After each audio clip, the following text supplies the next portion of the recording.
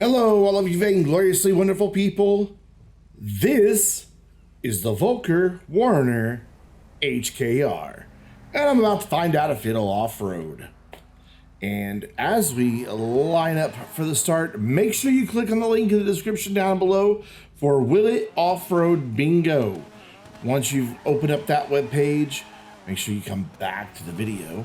But once you're at that webpage, click on Generate New Card and then tap or click on the things that happen in the video. And if you get Will It Off-Road Bingo, or Bingo, then put it in the comments down below and come tell us about it on the Vainglorious Discord server, because we would love to have you as part of our little community where we have gamers from all backgrounds playing all kinds of different games on all kinds of different platforms. Plus we have a ton of other channels for other interests as well, including like a train channel, because we have some people who love trains, and it's, you know, a great place to be.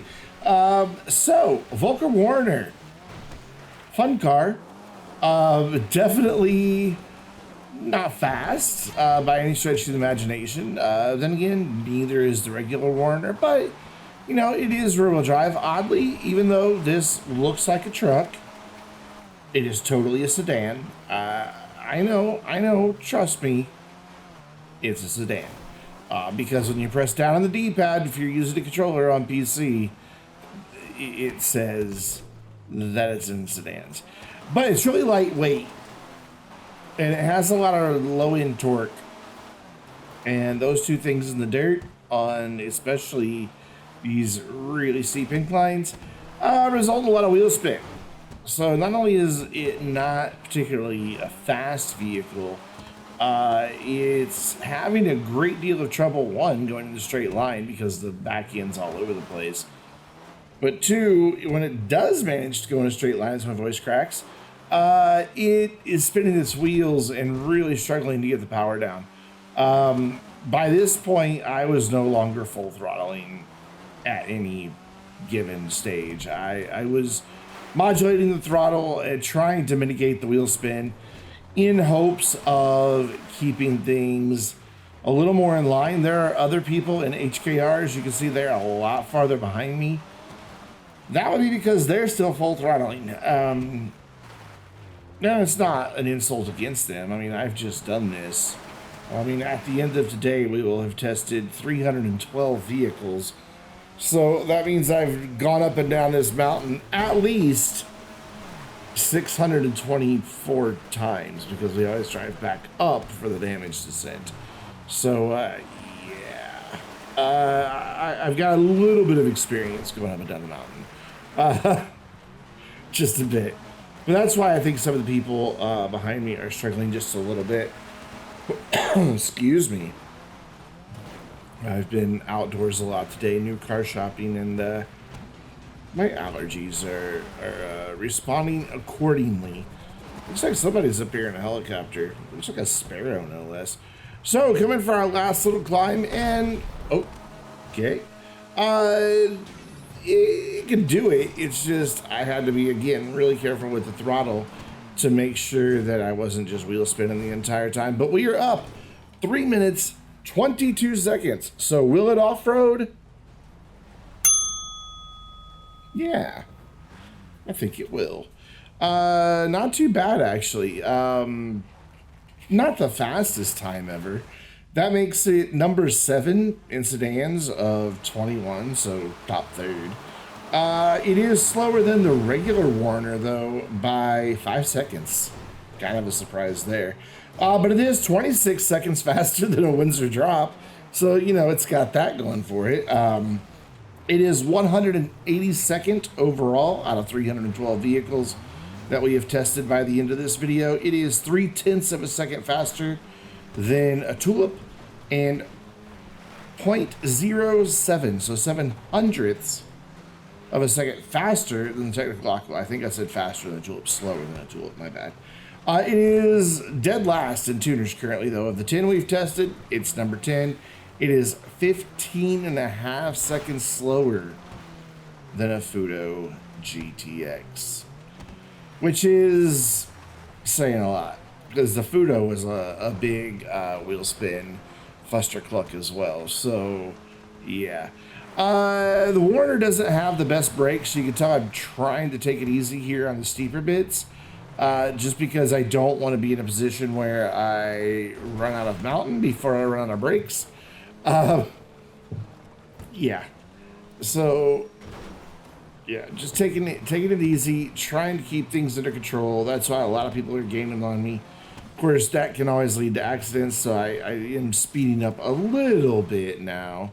I can't remember if it's this car or the next car that causes issues in. A bit of a weird bounce on that jump down.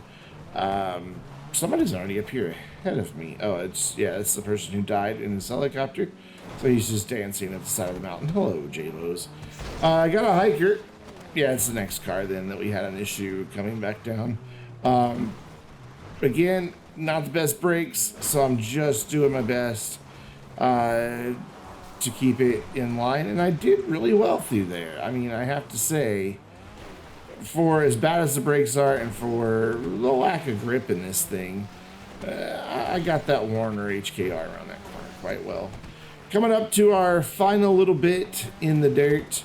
Coming up to the tree of many crashes, which I do believe today claims a victim, though not right now. Or maybe, was that last week? I don't know. It all kind of starts running together after a while. Making our approach back down to asphalt, getting a little bit sideways, getting a little bit squirrely. But I managed to hold it together. Back end still wanting to step out on me, but I'm not having it. Coming up around the last long sleeping bin into our last little corner where there's another Vulcar. And we're down 2 minutes, 47 seconds as Sven just kind of tried to jump to the highway but didn't make it.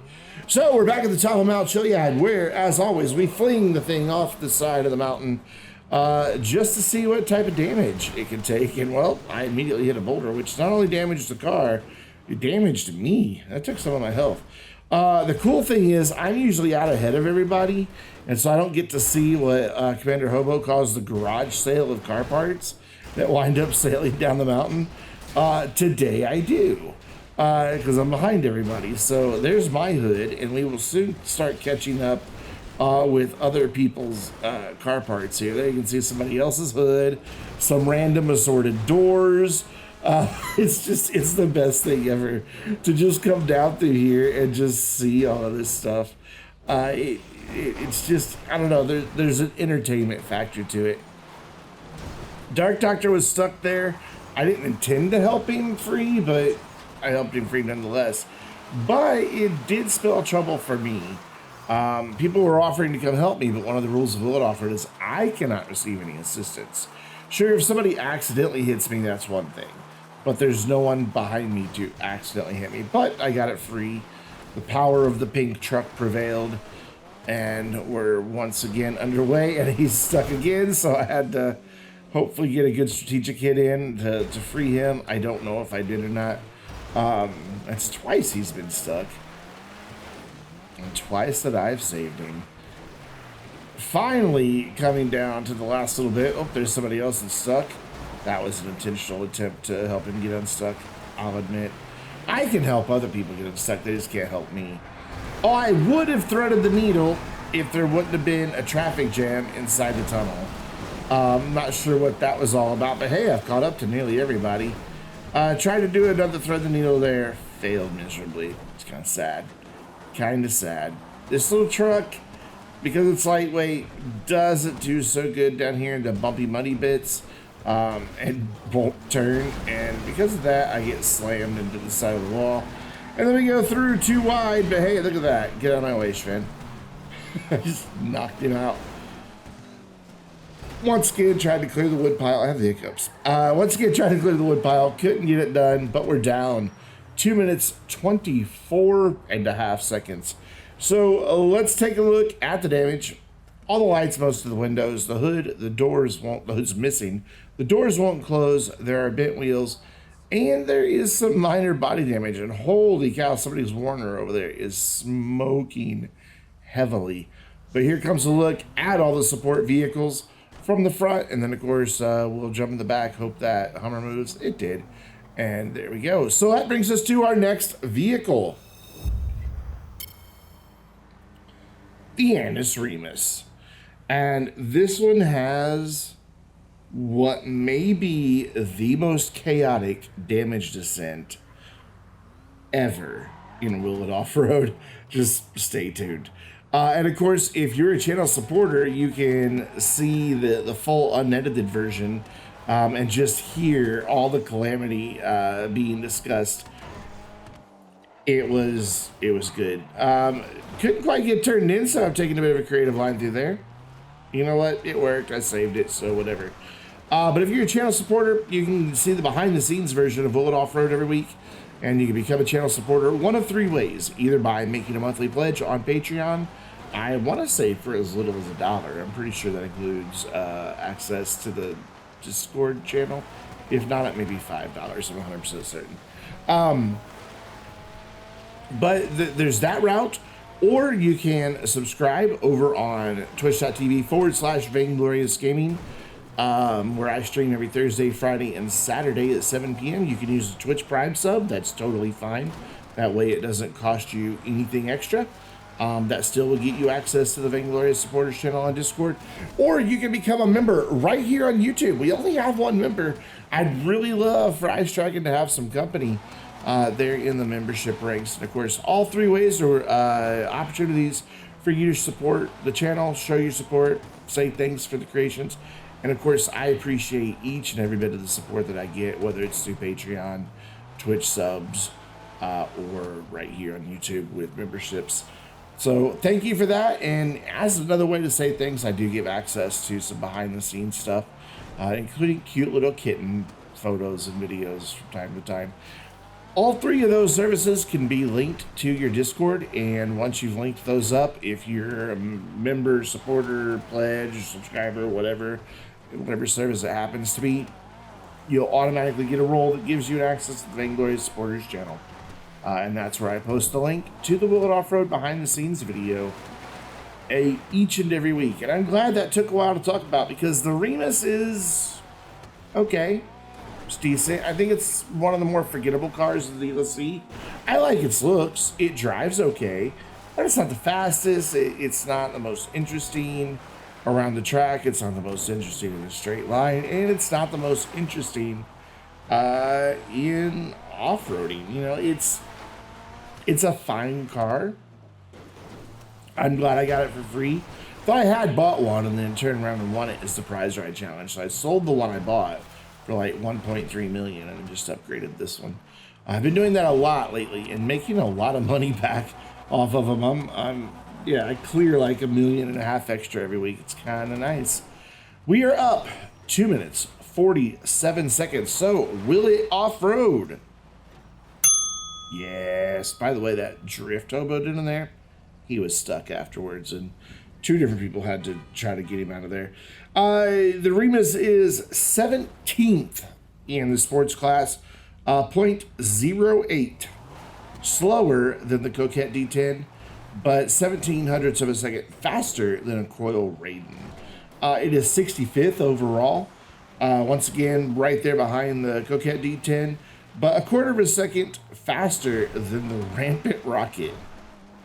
So some strange company the Remus is keeping, a Coquette and a really weird motorcycle. It's number 6 in tuners. Like I said, it's just kind of average, you know. It's in the bottom half. It is 1.2 seconds slower than the Euros, but it is 5.3 seconds faster than the ZR350. So do with that information what you will.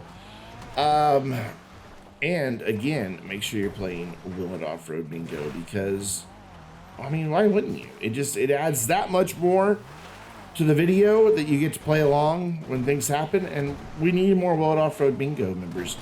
And, of course, we can always use more people on the mountain with us when we record these videos on Sunday afternoons. And, of course, also, once Will It Off-Road wraps up for this season, we'll need more people with us for our regular community videos. And you can join us by being a part of the Vainglorious Discord server and playing on PC.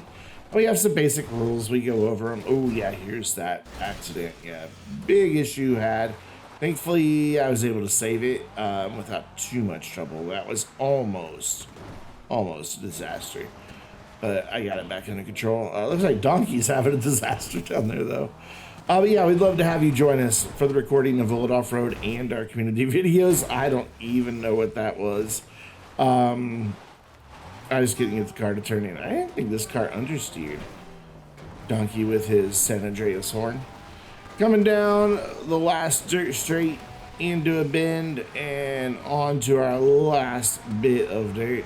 I'm pretty sure the tree of many crashes gets a victim. Yep, got airborne. Tree of many clashes. Tree of many clashes. Oh god, can you imagine if there was like multiple versions of the band The Clash? Oh my god. Anyway, so yeah, nice attempted drift there that I failed miserably on. Another attempted drift that I failed miserably on. J-Bo's coming up out of a ditch. And we're coming around our last turn here. And yeah, this just didn't go well for me. 2 minutes, 38 seconds that we're down for our, can you even call this control descent at this point? Anyways, we're back up at the top of Mount Chiliad for our damage descent. It was a weird little glitch there. We had to kind of rush at the last second because you can see there's somebody already down in the valley. It's because he was having issues. And look, almost identical cars. He was having some issues, so we're like, go before he gets all the way down. So we just kind of rushed it. I think we catch up with him though here in a second. And once again, yeah, there he is in the pink car. It looks good in pink too. Once again, you can just see the collection of car parts just creaming down the mountain. It's always nice, but you know, it'd be cool if they made it all the way to the bottom and we could like stop and collect them all and just count them up. You know, how many bumpers, how many doors, etc., etc. I just think it's funny that it's always all there. Well, most of it gets trapped back there in that little turn. Some of it makes it down to here, but not much. I'm picking a fight with a big old off-road truck, it looks like. He's picking a fight with himself. He doesn't need me to hit him. He's taking himself out just fine. I really thought I was going to land in that tree and be stuck, but I managed to get out and would have been able to thread the needle on that one, but I got bullied. So it's fine though. But like I said, this is one of the more chaotic descents. Cars literally flying everywhere, as you just saw Dark Doctor and his near identical Remus take a hit really hard. Everybody hitting everybody. I couldn't get straightened out. It was fun. It was chaos, but it was fun chaos. Of course, I'm going to manage to get one last hit on somebody since J-Bo's flying over there. I missed my turn. I back up. Straight hits me, which shoves me into a car that rolls him over. And then I get hit and hit somebody else, and I'm done. We're just stop here. So let's take a look at the damage on the Remus. The headlight's gone. Most of the windows are missing. The front bumper is gone. The doors and the trunk will not close. There are bent wheels and there is minor body damage. And as we go to take a look at the support vehicles, I want to thank you for once again watching Vulcar Offroad. It's one of my more favorite series to create. I wish we could do more, but sadly we only do them with DLCs now.